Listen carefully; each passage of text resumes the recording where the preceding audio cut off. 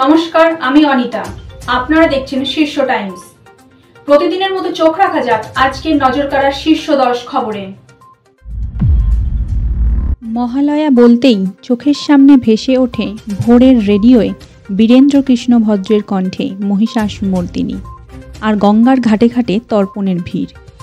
শাস্ত্র বিশেষজ্ঞদের মতে মহালয়ার অর্থ পিতৃপক্ষ বা কৃষ্ণপক্ষের অবসান এবং তার সাথেই শুক্লপক্ষ বা দেবীপক্ষের সূচনা। মহালয়া ঘিরে রয়েছে নানা গল্প। কিছু পৌরাণিক গল্প এবং প্রচলিত বিশ্বাস অনুযায়ী অসুর নিধনে এই দিনেই আবির্ভূত হয়েছিলেন দেবী দুর্গা। আরজিকর কাণ্ডের আবহে তবে এই বছরের মহালয়া অন্য বছরের তুলনায় কিছুটা আলাদা। এদিন সকালে সমস্ত তথা বাগবাজার, শোভাবাজার, বাবুঘাট সহ একাধিক গঙ্গার ঘাটে মানুষের উপচে পড়া ভিড় দেখা গেল। আজ কৃষ্ণপক্ষকে বিদায় জানিয়ে শুক্লপক্ষের আগমন, তাই এদিন সকালে গঙ্গার ঘাটে সবাই পিতৃপুরুষের আত্মার শান্তি কামনা চেয়ে স্নান করে তর্পণ করতে দেখা গিয়েছে। সকাল 4টে থেকে বাগবাজার তথা শোভাবাজারের মানুষের উপচে পড়া ভিড় দেখা গেল। এরই মাঝে বাঁকুড়ায় গঙ্গা স্নানের পর কেউ কেউ অভয়ার বিচার চেয়ে প্রতিবাদ জানায়। মহালয়ার ভোরে মর্মান্তিক দুর্ঘটনা। দেবীপক্ষের সূচনাতেই খালি হলো এক মায়ের কোল। মহালয়ার সকালে বাঁশদ্রোণীতে ঘটল এই মর্মান্তিক দুর্ঘটনা। কোচিং সেন্টারে যাওয়ার সময় এক ছাত্রকে পিষে দিল জেসিবি। এলাকায় উত্তেজনা। রক্তাক্ত অবস্থায় ওই ছাত্রকে হাসপাতালে নিয়ে গেলে তাকে মৃত বলে ঘোষণা করা হয়। এ নিয়ে তুমুল উত্তেজনা রয়েছে ওই এলাকায়। ভাঙচুর করা হয় ওই পেলোডারটি। এবার মহালয়ার মহামিছিল, মহাসমাবেশ। উৎসবের মাঝেও অভয়ার ন্যায় বিচার বা স্বাস্থ্যকর্মীদের নিরাপত্তার প্রশ্ন ভুলতে রাজি নন তাঁরা। তাই এবার দেবীপক্ষের সূচনাতেই ফের মহামিছিলের ডাক দিলেন জুনিয়র ডাক্তাররা। দেবীপক্ষের সূচনাতেই শিশু কন্যার ন্যায় বিচার। তন্ত্র সাধনার সিদ্ধিলাভের প্রয়োজন ছিল নরবলির। সেই কারণেই তান্ত্রিক দম্পতির হাতে 4.5 বছরের নাতনিকে তুলে দিয়েছিল দিদিমা। সেই শিশু কন্যাকে খুনের পর হাত পা মুখ বেঁধে দেহ লুকিয়ে রাখা হয় সেফটি ট্যাঙ্কে। 2018 সালে হুগলি জেলার খানাকুল থানা এলাকায় ঘটেছিল এই হাড় হিম করা ঘটনা। সেই মামলায় মঙ্গলবার দোষীদের ফাঁসির সাজা দিল আরামবাগের পক্সো ও additional district and session court. বিচার প্রক্রিয়ায় চলাকালীন মৃত্যু হয়েছে অভিযুক্ত ওই ত্রান্তিকের। তার স্ত্রীকে এদিন ফাঁসির সাজা দিয়েছেন বিচারক কিষেন কুমার আগরওয়াল। রেহাই পায়নি শিশুকন্যার দিদিমাও। দোষী সাব্যস্ত হওয়ায় তাকে যাবজ্জীবন কারাবাসের শাস্তি দিয়েছে আদালত। দেবীপক্ষের সূচনাতেই ন্যায় বিচার পেল আরও এক বোন।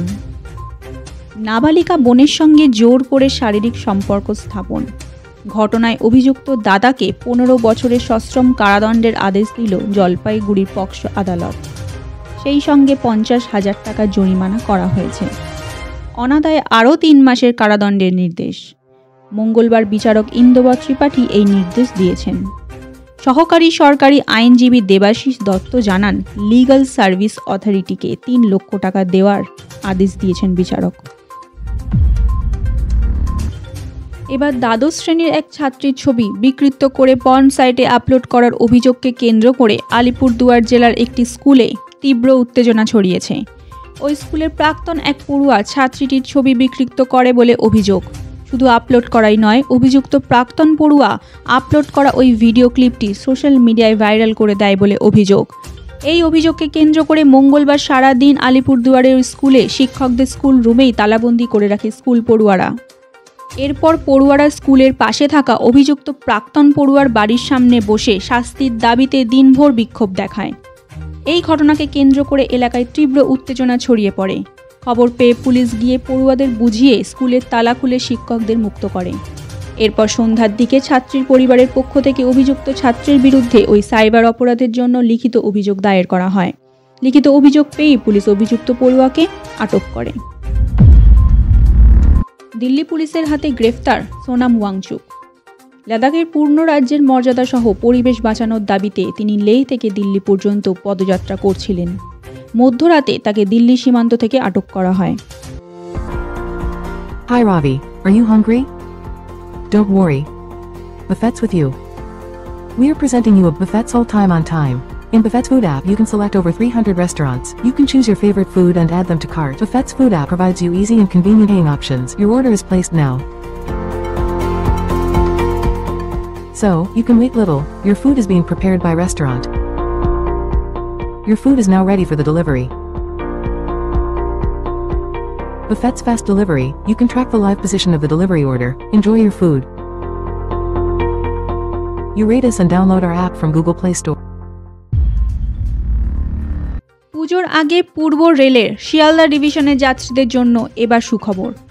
এবার শিয়ালদা থেকে শিয়ালদা উত্তর এবং শিয়ালদা দক্ষিণ দুই শাখাতেই 12 কোচের লোকাল ট্রেন যাতায়াত করবে। পুজোর আগেই কলকাতাবাসীকে বিরাট উপহার দিলেন রেলমন্ত্রী অশ্বিনী বৈষ্ণব। ইরানে অগ্নিগর্ভ পরিস্থিতির মধ্যে না খেলতে যাওয়ার জন্য শাস্তির মুখে পড়তে পারে মোহনবাগান। টাবরিজে আজ বুধবার ট্রাক্টর এসসির বিরুদ্ধে খেলা ছিল মোহনবাগানের। 24 ঘন্টা আগেই 35 জন ফুটবলার তাদের স্বাক্ষর করা চিঠি দিয়ে ক্লাবকে জানান এই অগ্নিগর্ভ পরিস্থিতিতে ইরান যাওয়া সম্ভব নয়। তবে এই পরিপ্রেক্ষিতে গঙ্গাপাড়ের ক্লাবকে কড়া শাস্তির হুঁশিয়ারি দিয়ে রাখল এশিয়ার ফুটবল নিয়ামক সংস্থা। হাসিনার পরিণতি কি হবে ইউনুসে? ফের অশান্ত বাংলাদেশ। সোমবার থেকে সরকারি চাকরির বয়সসীমা 31 থেকে বাড়িয়ে 35 করার দাবিতে ফের ঢাকার রাজপথে নতুন করে শুরু হয় আন্দোলন। উন্মুক্ত জনতা চেষ্টা করে মোহাম্মদ ইউনুসের বাসভবন দখলের। এখানেই শেষ করছি আজকের নজর কাড়ার শীর্ষ 10। ভালো থাকুন, সুস্থ থাকুন, চোখ রাখুন পরের খবরে।